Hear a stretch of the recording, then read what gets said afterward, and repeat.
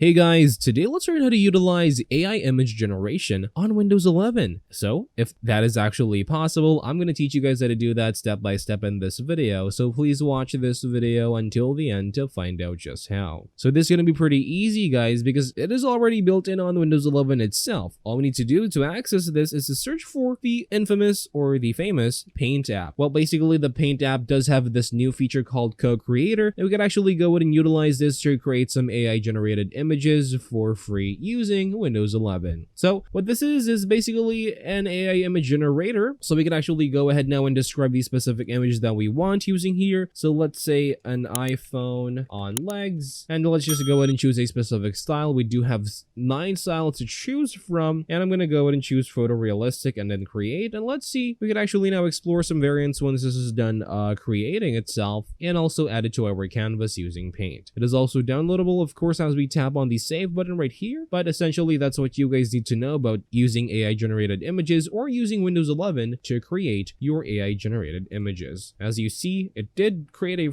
pretty good result and pretty satisfactory result as well. So essentially that's all for this video. Thank you guys for watching. Please like this video and subscribe as well if you guys learned something, and I'll see you guys on the next video.